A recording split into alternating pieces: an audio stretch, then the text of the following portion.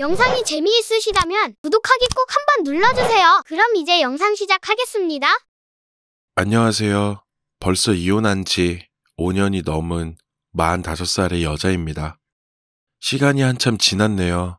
저는 이혼한 후 거의 1년간은 미친 여자처럼 살았습니다. 정신줄을 거의 놨었고 머릿속에는 아무것도 없이 살았던 것 같아요. 물론 지금은 새로운 사람을 만나서 시작하는 단계에 있어요. 덕분에 회복도 잘 되었고 저와 그 사람 모두 상처가 있는 사람이라 조심스럽게 서로에게 다가가며 지내고 있습니다.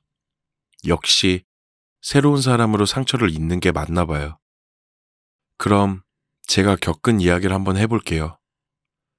저와 전 남편은 20대 후반에 만났습니다. 저는 남편보다 4살이 어려요. 남편을 처음 만났을 때 개인 사업을 하고 있었습니다. 광고 관련 업무였고 엄청 잘 나가는 회사도 아니었고 직원 4명의 작은 회사였습니다. 이리저리 힘든 시기도 있었고 거기서 2년을 근무하다 전 남편과 연애를 시작하고 1년 만에 결혼을 했습니다. 전 남편은 집안도 빵빵한 집안이에요. 부족함 없이 자란 외동아들. 역시 시댁에서는 처음에 저를 마음에 안 들어 하셨지만 남편과 많이 사랑했기에 결국 결혼을 했죠. 저희는 결혼하고 나서부터 트러블이 좀 많았습니다. 생활 습관도 좀 많이 달랐고 연애랑은 다르게 단점도 많이 보이고 물론 전 남편도 저에게 단점을 많이 봤었겠죠. 남편은 결혼 시작부터 집안일은 나 몰라라 하고 청소나 이런 게 제대로 안 되어 있으면 저에게 짜증내는 경우도 많았습니다. 사실 전업주부로 집안일을 했으니 저도 이 정도는 감안해야겠다 생각을 했습니다. 근데 둘이서 밥을 먹으면 무슨 쩝쩝거리지 마라부터 시작해서 퇴근하고 돌아와서 이리저리 애교 부리고 안아주려고 하면 저한테 무슨 냄새가 난다면서 저리 가라고까지 이야기하면서 말로 상처 주는 경우가 정말 많았습니다. 그렇게 남편의 배려 없는 언행에 상처받는 날이 정말 많았죠. 다툼도 많았고 울기도 많이 울었고 그래도 큰일 없이 지냈습니다. 하지만 저를 더욱 힘들게 했던 건 남편만 있진 않았습니다. 시댁에 한번 갈 때면 시댁에서는 저희 집을 무시하고 완전 내려다보는 듯한 느낌을 많이 주었습니다. 음식할 때도 작은 실수에도 집에서 그렇게 배웠냐는 등의 이야기를 정말 많이 들었습니다. 한 달에 한두 번씩 시댁에 갈 때에도 명절에 친정 한번 가는 거는 끔찍하게 싫어하던 남편이었습니다. 물론 그로 인한 다툼도 많았죠. 남편은 그럴 때마다 저를 그냥 무시했습니다. 그렇게 저는 집안일하는 기계로 감정 쓰레기통으로 살았던 것 같습니다. 결혼하고 정말 행복했던 적이 있나 싶을 정도로 변한 남편의 태도와 집안일부터 모든 걸 무시하는 시부모님들에 대한 스트레스가 극에 달하고 있었지만 저는 이혼을 생각해 본 적은 없습니다. 그렇게 배려 없는 남편도 평상시는 이쁘단 말도 자주 해주었고 외식이나 외출도 자주 했었고 저랑 다투고 난 뒤에는 항상 함께 친정에 가기도 할 정도로 나쁜 부분만 있었던 건 아니었습니다. 하지만 결정적인 사건은 이제 시작됩니다. 저희 부모님은 식당을 운영하세요. 아주 오래되었습니다. 어떤 기업에 사내식당을 하고 계십니다. 벌이도 나쁘지 않았고 나름 잘 지내십니다. 새벽같이 출근해서 저녁 7시쯤 퇴근하시는 힘든 업무이긴 하지만 새벽에 어머니가 출근하시고 저녁에는 아버지가 직원분들이 남아 계시는 방식으로 운영을 하고 계셨습니다. 여느 날처럼 저희 친정 엄마는 새벽에 버스를 타고 출근하려고 하시는데 졸음운전 차량에 사고를 당하셨습니다. 그 차량 운전자는 도망갔고 어머니는 사고 직후 차디찬 바닥에 쓰러져 계셨다고 했습니다. 택시 운전자분의 신고로 병원에 입원을 하셨고 어머니의 몸 상태는 좋지 못한 상황이었습니다. 저는 바로 어머니의 병원으로 갔고 남편에게도 연락을 했습니다. 남편과 시댁 식구분들은 모두 다녀가신 다음에도 저는 일주일 정도를 병원에서 잠도 안 자고 곁을 지켰습니다.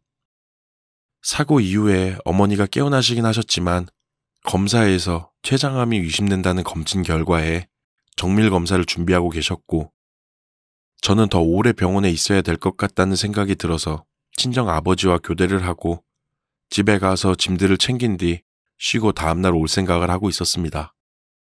그렇게 친정 아버지와 교대를 하고 집으로 향했습니다. 옷이랑 속옷, 화장품 등을 좀 챙기려고 했습니다. 택시를 타고 집에 도착해 9층을 누르고 기다렸습니다. 날이 쌀쌀한 11월쯤이었는데 그렇게 들어가서 도어록을 여는데 퇴근한 남편의 신발이 보였죠. 친정 아버지가 퇴근하시고 씻고 오신 시간이라 저녁 10시가 넘은 시간이었습니다. 그리고는 거실로 들어가서 안방문을 여는데 저는 정말 그 자리에서 얼어붙었습니다. 라디에이터를 튼 건지 두 사람의 몸이 뜨거웠던 건지 방은 따뜻한 온기로 가득했고 실오라기 하나 걸치지 않고 홀딱 벗은 남편과 남편 회사의 여직원, 둘이 뱀처럼 엉켜있는 모습, 문고리를 잡고 있는 손이 덜덜 떨리고 이상하게도 머릿속에 남편과 저런 모양으로 함께 누웠었던 제 모습이 떠올랐습니다.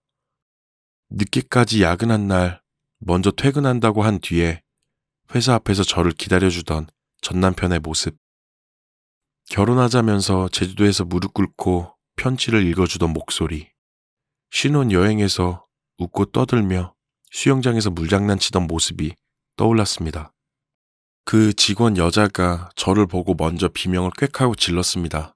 전 남편이 일어나서 저를 쳐다보는데 그 눈빛을 잊을 수가 없습니다.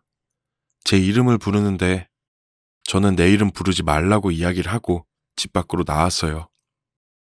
따라오는 전 남편을 뿌리치고 집 밖에 나오니 정말 유리가 바닥에 떨어지는 것처럼 제가 산산조각나는 느낌이 들었습니다.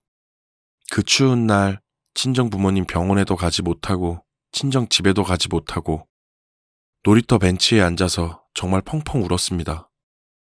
그렇게 정말 흐느끼면서 울고 나서 친정집에 가서 혼자 소주 2병을 마시고 잠에 들었습니다. 남편은 전화부터 문자가 수십 통 와 있었고 저는 전화도 받지 않았고 친정엄마 병원으로 향했습니다. 병실에 혼자 계시던 우리 엄마, 얼굴을 보는 순간 눈물이 터져 나왔습니다. 이 이야기를 쓰는 지금도 눈물이 터져 나오려고 하네요. 그렇게 친정엄마 병실에 전 남편이 찾아왔고 저는 오지 말라고 나가라고 하며 언쟁이 있었고 간호사가 말리며 중대된 적도 있습니다. 그렇게 병원에 있으면서 남편이 먼저 이혼하자고 연락이 오더라고요. 저는 그때 제 인생이 망한 줄 알았습니다. 뻔뻔한 그 남편놈 정말 사람 같지도 않더라고요. 연락을 더 이상 하지도 않았고 친정엄마 곁을 지키고 친정집에 가 있고 했습니다. 결국은 이혼하기로 했죠. 합의금도 받았습니다. 상간녀 소송을 하지 않기로 하면서 여기서 저를 욕하시는 분들도 있을 건데 저는 원래 싫은 소리를 잘 못하는 성격이기도 하지만 그때는 뭔가 빨리 끝내고 싶다는 생각뿐이었습니다. 짐은 모두 친정에 뒀고 친정 아버지와 저 둘만 알고 있었습니다. 저는 외동이라 친정 아버지와 술 한잔하면서 울기도 하고 했지만 친정 엄마에게는 말하지 않았습니다. 근데 안 좋은 일은 연달아 일어난다고 하나요? 친정 엄마는 췌장암 말기 판정을 받으셨고 저희의 노력을 뒤로 한 채 6개월 선고를 받으셨었지만 3개월도 채 못 채우시고 돌아가셨습니다. 저는 펑펑 울었고 정말 쓰러지는 것만 같았습니다. 그렇게 그 사건 1년 동안 이혼과 친정 엄마도 제 곁을 떠나고 저는 거의 1년 동안 아무것도 못하고 정신줄을 놓고 지냈습니다. 친정 아버지도 힘들어 하셨는데 철없이 미쳐가는 저를 챙기시느라 건강이 나빠지셨고요. 1년 정도 지나고 나서는 친정 아버지 일하시는 걸 함께 하게 되었습니다. 물론 새벽 출근을 하고 그러지는 않았습니다. 아버지가 못하게 하셨기에 그렇게 일을 하면서 3개월쯤 지났을 무렵인가요? 그 회사에 다니는 제 대학 동창을 처음 봤습니다. 3개월 만에 처음 봤어요. 이런저런 이야기도 하고 퇴근하고 맥주도 한잔하고 인사하고 헤어지면서 서로 연락처 정도 주고받았습니다. 그 친구도 이혼하고 3년가량 지났다고 했습니다. 그렇게 서로 연락을 주고받으면서 뭐 연애를 한다거나 한 건 아니었지만 정말 많이 위로가 되었고 서로에게 힘이 되어주는 느낌을 받았습니다. 무언가 특별하게 챙겨주거나 한 것도 아니었는데 말이죠. 그렇게 최근 그 사람과 뭔가 공식적으로 우리 연애하는 거다라고 이야기를 하고 그런 관계를 시작하게 되었습니다. 사실 그 전부터 거의 반은 같이 지냈지만 이제야 그런 이야기가 오고 갔습니다. 저는 화려한 복수나 반전 사실 없습니다. 비참한 삶이었습니다. 하지만 이제 조금 빛과 같은 행복이 오는 것 같아 기분이 좋습니다. 여기까지가 저의 이야기예요. 제 이야기를 듣고 읽어주신 모든 분들 항상 좋은 일 가득하시길 바라겠습니다. 감사합니다.